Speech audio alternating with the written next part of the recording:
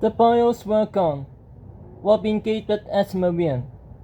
How do you know how to do that? Forest groups at school. I did your homework on antidotes, said Marian. Agatha whistled, her throat filled with pepper. You and I have a lot in common. Marian's face fogged over. No, not anymore. I used to be like you, willing to quest into the woods and fight evil like we were trained to do at school. But living in this forest with Robin has changed me, changed all of us, turned us just as lazy and complacent as the fat cats Robin was from. Robin and his man glanced at each other and shrugged. Agatha felt tears coming. Don't you understand? Tadros is going to die. The real king of Camelot. King Arthur's son. We have to save him. Together. I can't do it alone. Robin met her eyes, quiet for a moment. Then he turned to his man.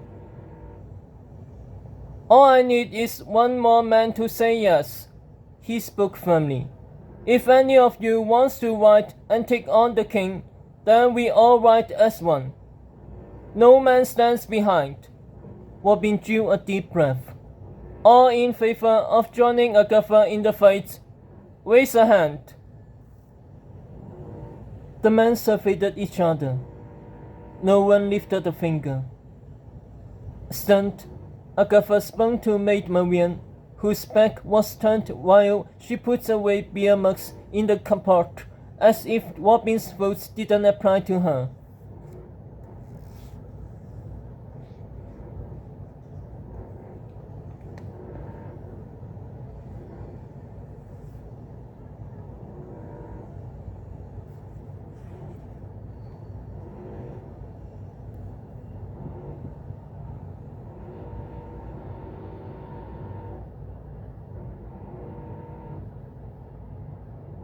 Agatha launched to her feet, staring down Robin's man.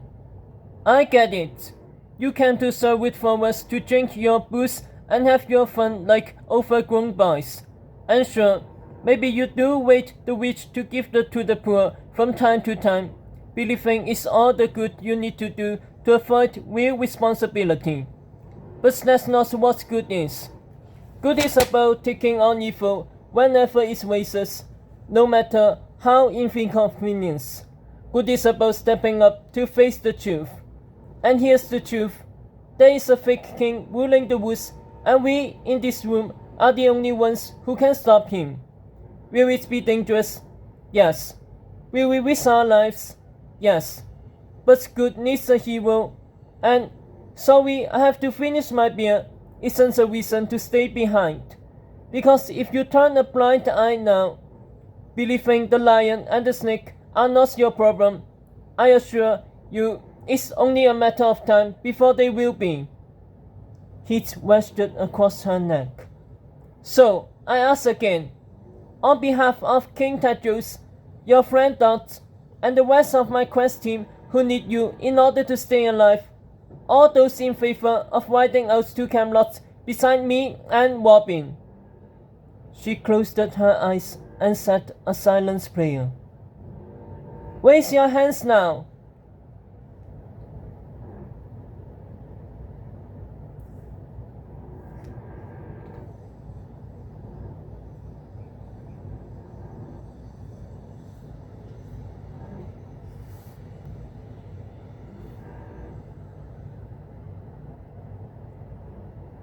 She opened her eyes. No hands were raised. None of the men could even look at her. Agatha froze, her heart shrinking as small as a pear. I'll give you a horse so you can leave in the morning, said Robin Hood softly, avoiding eye contact too. Ride on to someone who can help you.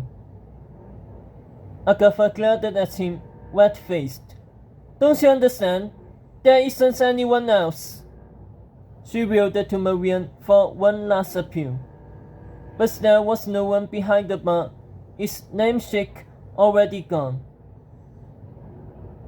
While the men remained as Marines, Agatha came back as Robin's treehouse, hoping to squash a few hours of rest before she left at first light.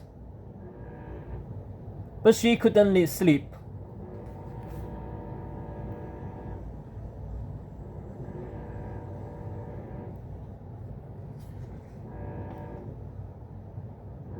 She snatched the dollface bag in a corner and sat in the doorway, gazing out at the other tree houses, her legs dangling over the edge, brushed by bright purple lotus blossoms quivering in gusts. The wind appended in lanterns too, strung between the tree houses in a rainbow of colors. The forest fairies sipped about setting them white, their wings detonating red and blue like tiny jewels.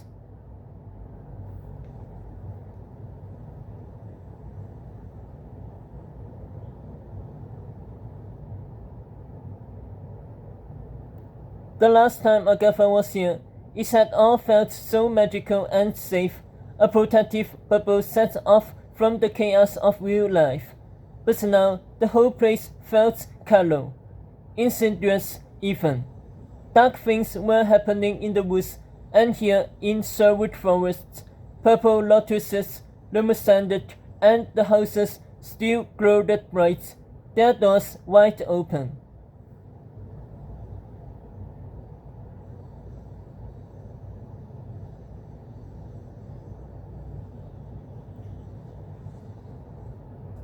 I used to be like you, Marian's voice echoed. Then she had come here to be with Robin.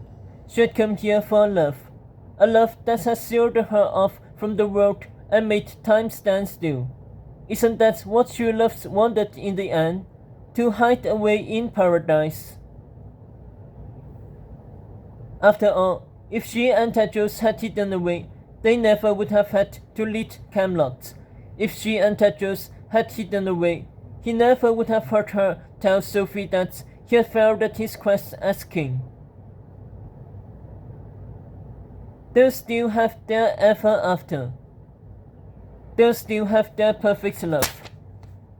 Agatha let out a sigh. No, that isn't love. Love isn't locking yourselves in or hiding where everything is perfect. Love is facing the world and its tests together, even if you fail them. Suddenly, she felt the need to leave this place right now, to go back into the woods, no matter how perilous. But where could she go?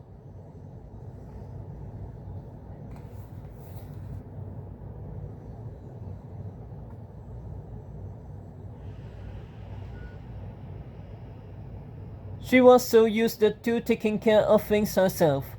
That's what had made her set off on her quest to find the snake after Tedros' coronation. She had done it to help Tedros, of course, but she had also done it because she trusted herself to solve problems more than she trusted her prince or her best friend or anyone else.